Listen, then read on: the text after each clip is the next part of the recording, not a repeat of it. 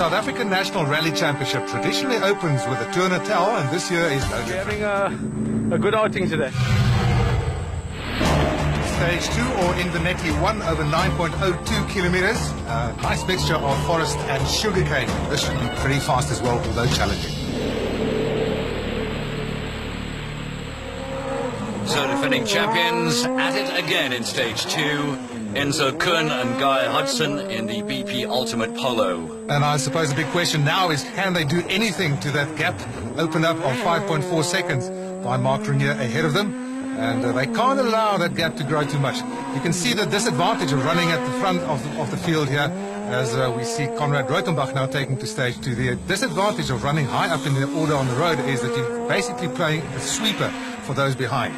Nice shots right now of Fekin and Aries. And as you were saying earlier on, I mean, they're running probably, what, 4th, 5th at the moment, and it really is an indication of they're getting a clearer road.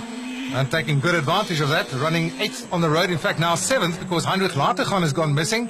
He should have gone past already, is Mark Renier now, 7th on the road, and certainly taking advantage of the fact that the road has been swept nice and clean for him, and he's got lots of grip. Well, this is our first view in the show of Nicholas Ryan and Jeff Tyra in the Volkswagen Polo, 12th currently and running about 14.1 seconds behind. Lots of eyes on this crew, the second of the Castrol Toyota Auris cars, Leroy Poulter and Alvin Kutsia. Poulter certainly made an impression last year, and this, of course, is only his 3rd ever outing in the top class. 7th overall after the first stage, Mohamed Musa and Grant Martin in the Team Total Toyota Runix. And they're always good fun when you go on board with them.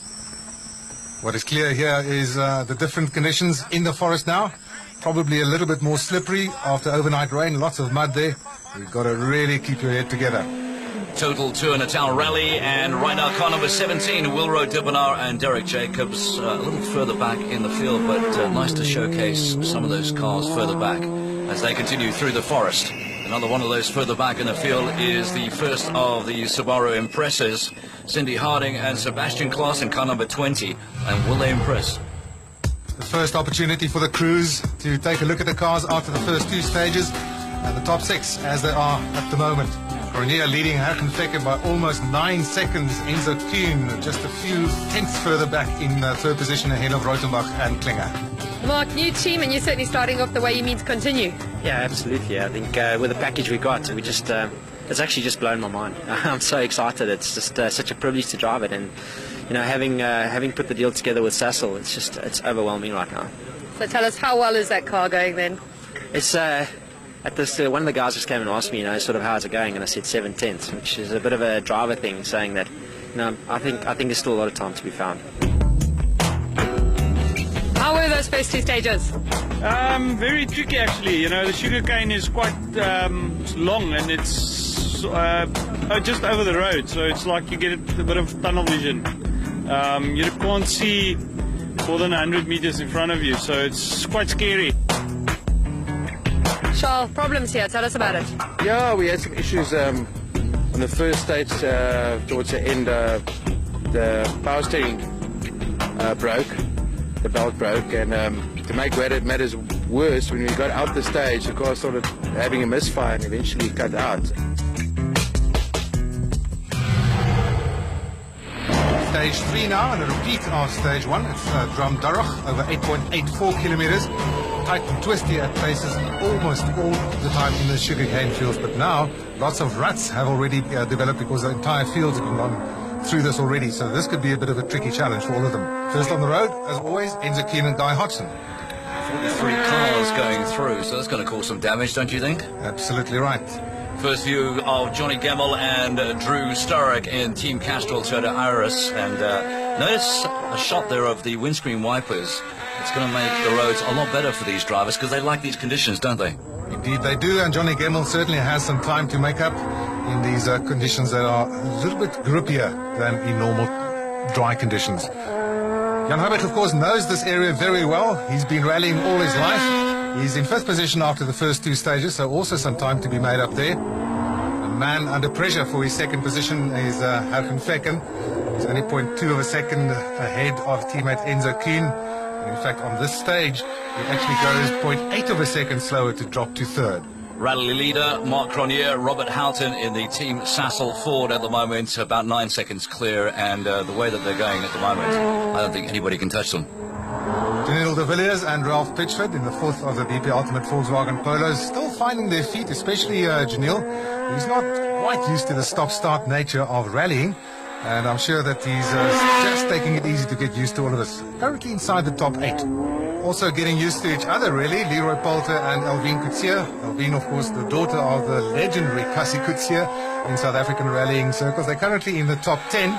But this looks like a very, very good stage time, and in fact they would finish fourth on the stage. On board at the moment with Team Total, Mohammed Musa, Grant Martin in the Runnex. What did we say about crashing? It's spectacular stuff. Well, it's not a crash, just a little bit of an overshoot there, maybe a bit of a spin, lacking of grip.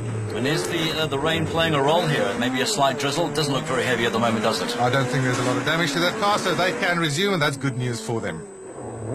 Not a serious accident at all, it proved to be, so they ended up 7th on that stage. Stage 4, a repeat of stage 2, so it's Invernettie 2 over 9.02 kilometers.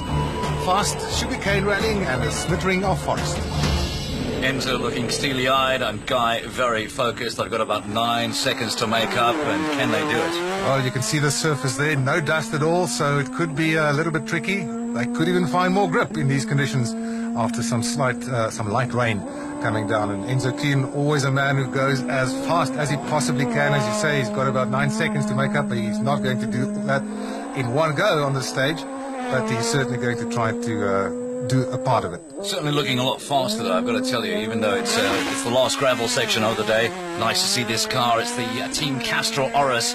It is Johnny Gemmell and the Scotsman Drumdurroch. They've got a lot of time to make up. Yeah, lying in 6th position overall at this stage, and their problem is that this car is so new. They're still developing it. They're still setting it up. It's a brand new suspension system, so they don't quite know where the limits are at this point. Well, how long is it going to take them to do that? Is it going to be a rally, or 2 rallies, or 3 rallies? Probably about that, yes. Habig and Paisley. Habig pushing very, very hard at this point. He's currently lying in 5th position, just behind Conrad Reutenbach. And I'm sure he won't be happy with this position. He'd like to get a bit closer to the front.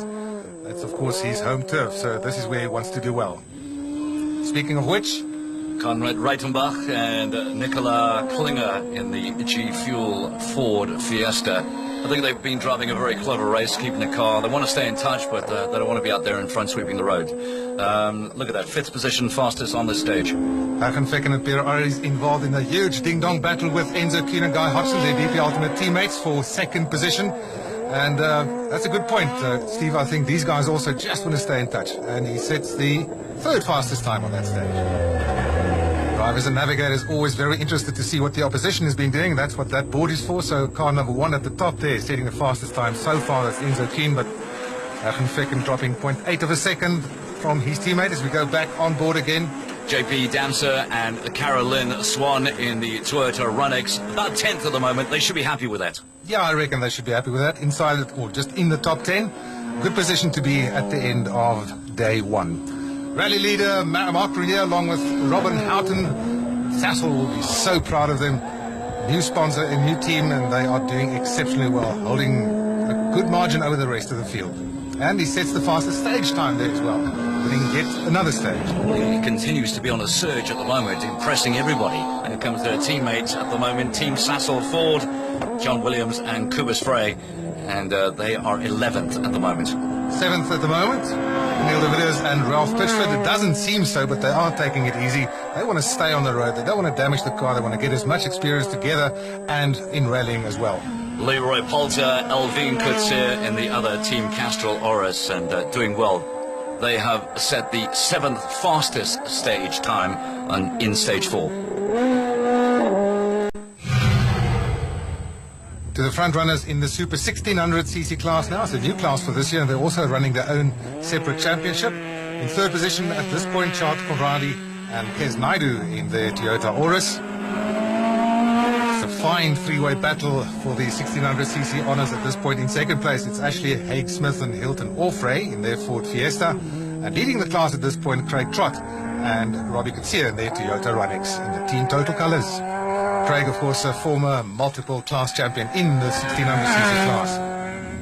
To the 1400s now, and also a nice little battle carrying on there at the moment, being led by Megan Verlaak and Loreen Duplessis, the beauties of South African rallying in their BP Ultimate Volkswagen Vivo.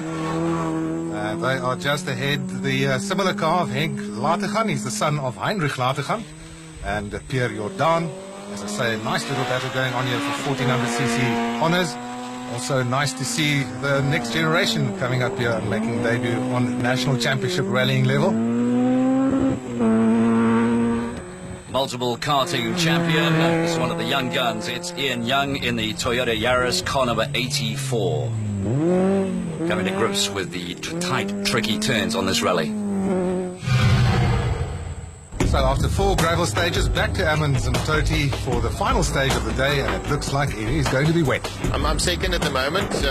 Cronier's quite fast in the Ford, so I think it's a bit of a gap. The rally's only just getting started, so we will have to plan for tomorrow and pick up the fight tomorrow. Going well? Yeah, very, very happy. 12 seconds was a good margin over the short distance we did today. We had good road position, but I think we've got some in hand.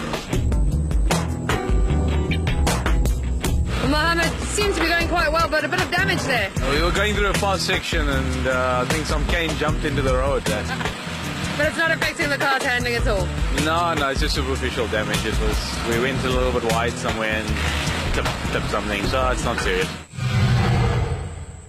So we end the day with a short dash over 1 kilometer in the car park for the entertainment of the crowd. It certainly is entertainment.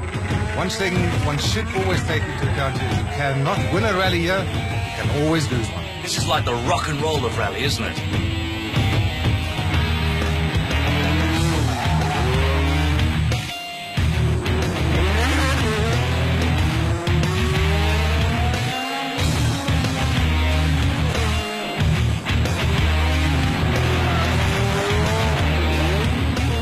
So after 36 kilometers of rallying, Mark Renier leads Hargen Fecken by just under 13 seconds. A fine battle developing at the front end. In midfield also, battle for 7th between Leroy Poulter, Musa and de Villiers.